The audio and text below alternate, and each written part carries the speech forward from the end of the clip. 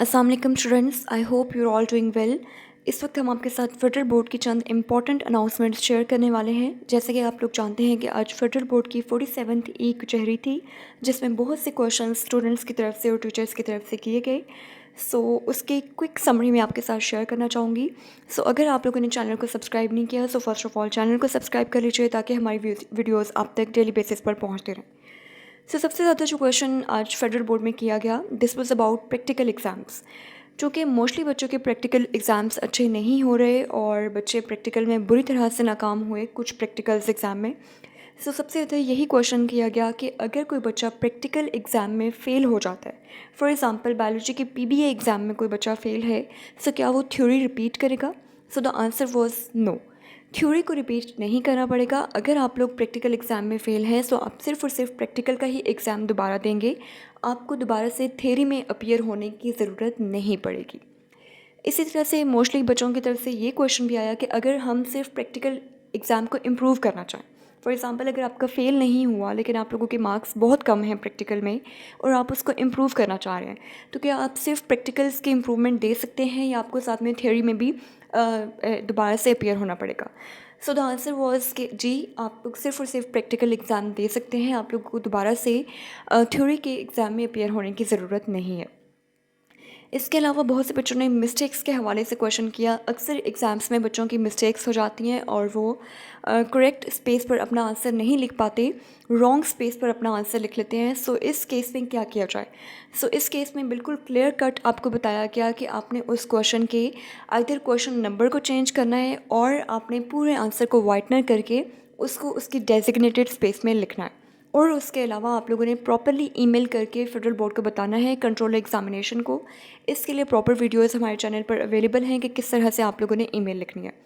आपने proper email लिखनी है और प्रॉपर उनको इन्फॉर्म करना है एंड देन कंट्रोलर एग्जामिनेशन आपकी ईमेल को रीड करेंगे, आपके रोल नंबर को नोट किया जाएगा और प्रॉपरली आपके उन क्वेश्चंस की मैनुअल चेकिंग होगी और उसके आपको मार्क्स दिए जाएंगे।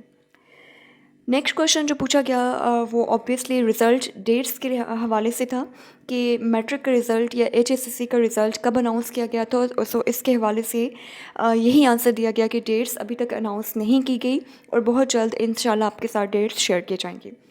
और इंटर की मार्किंग स्टार्ट कर दी गई है। बहुत से बच्चे पूछते रहते हैं कि इंटर की मार्किंग हो रही है या नहीं हो रही। जी, एफएससी की मार्किंग स्टार्ट कर दी गई है।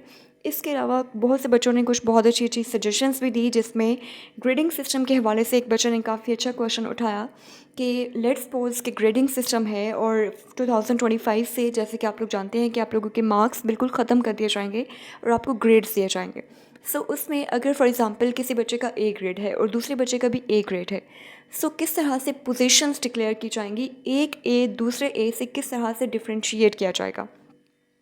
ये सजेशंस आप लोगों की नोट की गई हैं और इसके बारे में भी उन्होंने कहा कि वो इस चीज़ पर गौर करेंगे और कोई सिस्टम ज़रूर बनाएंगे जिसके थ्रू प्रॉपरली पोजीशन होल्डर्स को डिमार्केट किया जा सके और उनका इम्तियाज़ किया जा सके। इसी के साथ साथ कुछ और सजेशन स्टूडेंट्स ने शेयर की पेपर ट्रांसपेरेंसी के हवाले से कि मुख्तलिफ़ कंट्रीज़ में ऐसा होता है कि बच्चों के पेपर जब चेक कर लिए जाते हैं तो उनकी आंसर स्क्रिप्ट्स, उनके आंसर नोटबुक्स गूगल पर, नेट पर, वेबसाइट्स पर प्लेस कर दी जाती हैं और वहाँ से हर बच्चा अपनी आंसर नोटबुक को देख सकता है कि मेरे पेपर में कहाँ पे किस तरह से मार्किंग की गई। ऑब्वियसली इसकी वजह से आपका एक निज़ाम शफाफ हो जाता है। काफ़ी अच्छी सजेशन थी ये स्टूडेंट्स की तरफ से जो कि फ़ेडरल बोर्ड को दी गई और फ़ेडरल बोर्ड की तरफ से यही आंसर था कि वो ज़रूर इन तमाम सजेशंस पर वर्कआउट करने की कोशिश करेंगे और इंशाल्लाह बहुत जल्द कुछ ऐसा सिस्टम ज़रूर किया जाएगा कि पेपर ट्रांसपेरेंसी को इंश्योर करते हुए आपकी तमाम आंसर स्क्रिप्ट्स को गूगल वेबसाइट पर फिर F22 वेबसाइट्स पर अपलोड किया जा सके।